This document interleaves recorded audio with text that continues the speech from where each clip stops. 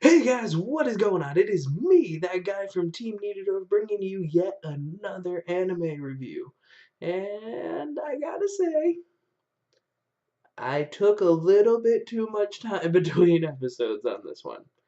Because this was meant to come after my Dragon Ball review. But, life got in the way.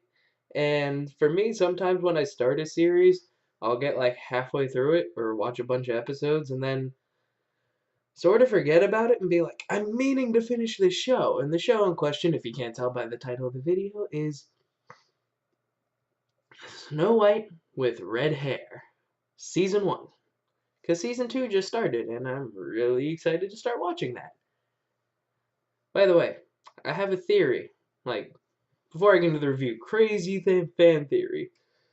Spoiler alert if you have not watched Future Diary, but, yeah. Those of you who have watched Future Diary, here's my thinking. Because they have the same voice actors, at least in America, for Zen and Shirayuki, aka Snow White, and Yuki and Yuno, and they both play love interest. My thoughts on this are that after Yuki becomes the god of the new universe or whatever after it collapses, he made another reality, and that's when you hear, hey, Yuno came to visit me, and then they together created this whole other reality in which it's medieval times, he's a prince, she's a commoner, but with distinctive features, so it knows it's her and her universe, and they get to fall in love again.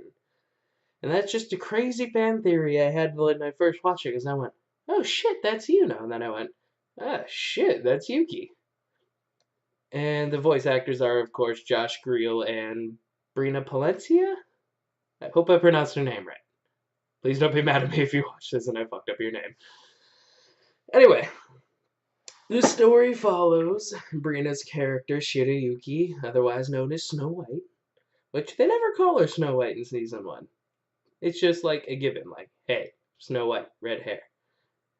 And we start off in the Kingdom of Tambourine, where the prince, played by Todd Haberkorn, at least in English, wanted like a maiden for himself that he could like parade around as a trophy. And he's like, mirror, mirror on the wall, who's the fairest of them all? And then there's a nice joke of the assistant going, I'm not a mirror, I'm your assistant.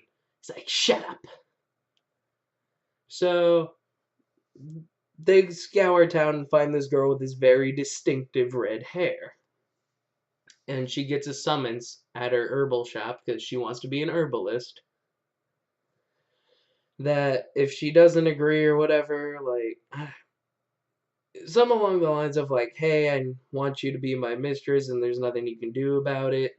And she's like, okay, fine. This is all first episodes, so not really spoiling. So what she does is a giant fuck you to the fucking King of Tambourine, whose name I'm completely blanking on right now.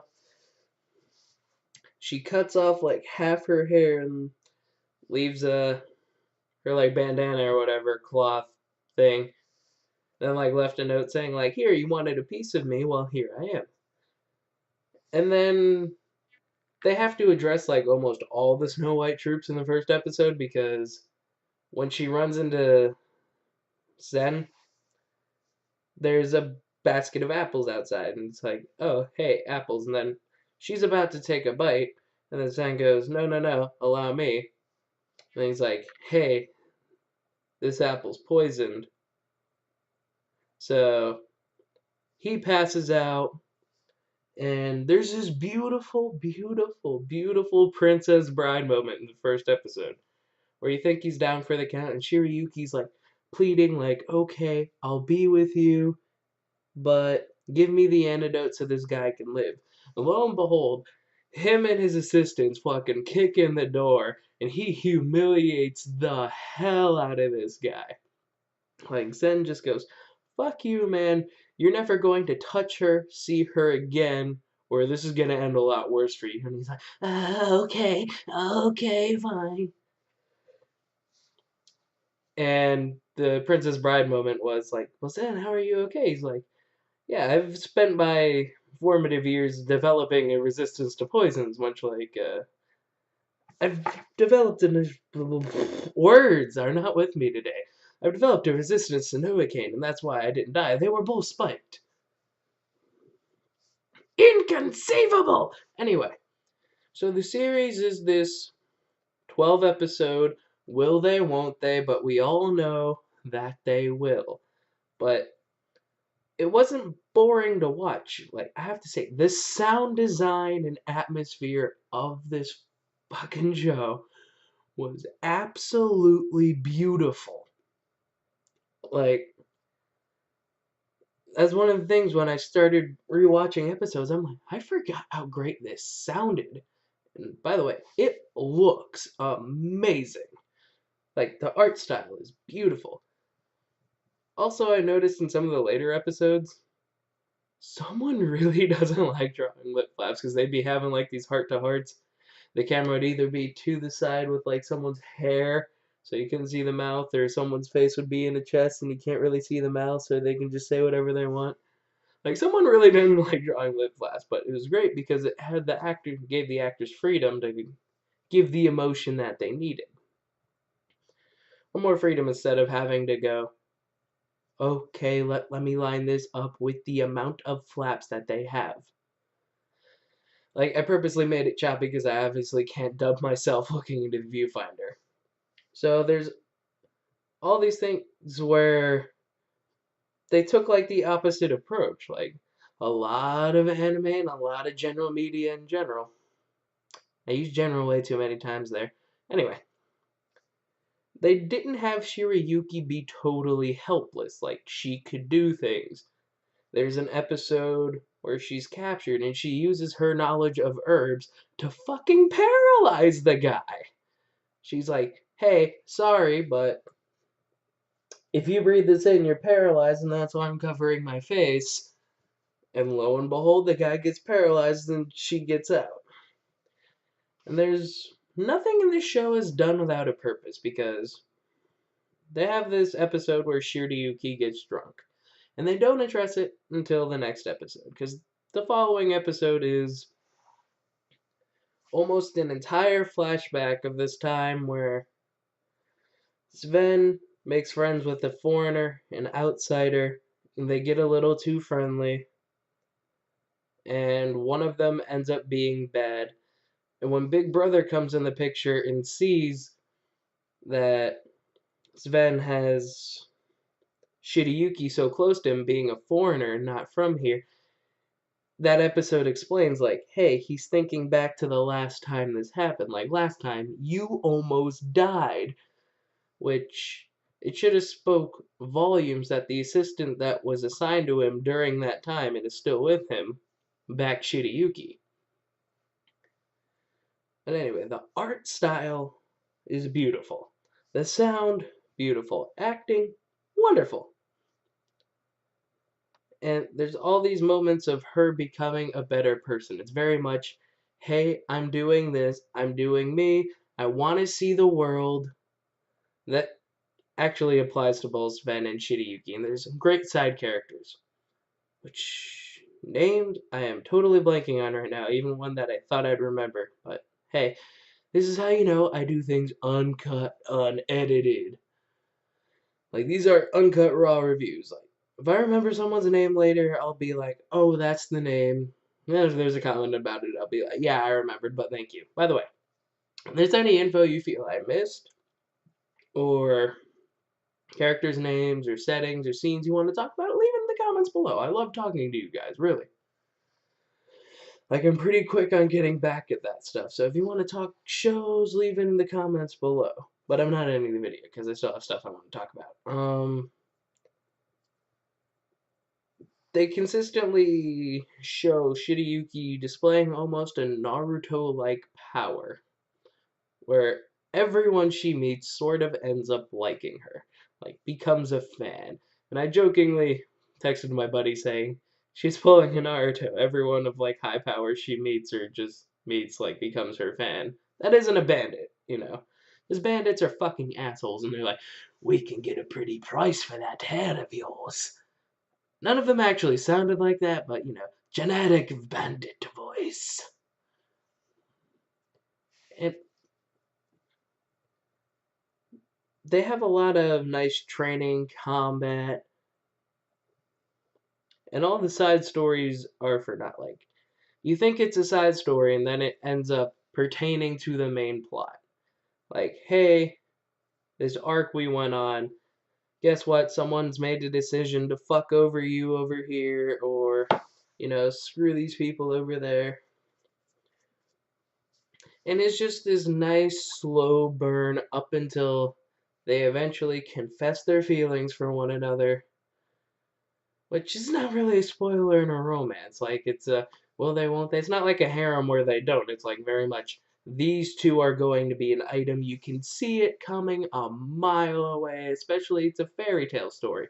The princess always gets with the prince until such time they make one of them gay. In which case the prince gets with the prince or the princess gets with the princess. Not judging. And I'm really excited to see what season 2 brings to the table because season 1 had all these fun things of her wanting to become into the court, get a higher status, prove people that, hey, just because I'm a commoner doesn't mean I'm lesser than you. Like, it's very, like, she acts very progressive for the time frame it's in. Like, hey, I'm a woman, I should have rights. And women around the world didn't really have rights unless you were royalty back in the day. It was all like, hey, this is like they married for like royal benefit. There we go. Like, hey, you have to take her as your bride because it benefits us with this kingdom in some way. And by the end of it, they're like, I don't care what people say. I don't care how they're going to act. People are going to say what they're going to say. And at the end of the day, I'm still going to be with you no matter what hardships. And without giving away like too many plot points or anything, that's basically the show in a nutshell. It is this beautiful art, beautiful sound. I love the openings and endings. I really do. Um, is there anything else I wanted to cover, or is that it? I think that's everything. So, this has been my very scatterbrained review of Snow White with Red Hair, which I can't recommend enough. And again, not a sponsored plug. Funimation streaming service if you're a guy like me who really, really, really prefers the English dub. Get that because most of the time they simuldub, which is where the episodes are being simulcast. So 2, 3 weeks later, the English dub starts coming out. And the only show I've had a slight problem with that was, and they fixed it, was High School DxD Born, Season 3 of High School DxD, for those of you who don't follow High School DxD. Like, you could tell the replacement for Scott Freeman when that happened was very quick. In the first episode or two, it was Josh Greel, the guy who plays Sven, was trying to find the character. Like, it just sort of sounds bad, but the episode as a whole was funny. And I know as a High School DxD rant, but I said I was ended the review a little while ago. So if you like this video, please sure to like, share, subscribe, and all that mess. And if you want a show for me to review or show you want me to watch, or maybe it's a show I've watched and you want me to review it, leave it down below. If I missed anything you wanted to talk about, important points you thought I needed to say, leave it down below. If there's a video you want me to react to, because I do reactions, leave it down below. All that stuff. Boy, that is a mouthful. And yes, that is a wall of pops back there. There we go, camera. Anime, anime, anime. Yeah, that was from my anime day that I did yesterday at GameStop, which should give you time frame of when this was. So, we're gonna break on 3 people because that is how I end my videos. I am very scatterbrained right now, and I don't know why. It just happens. We all have those days. That probably sounds really weird when I listen back to it. Anyway, 1, 2, 3, break.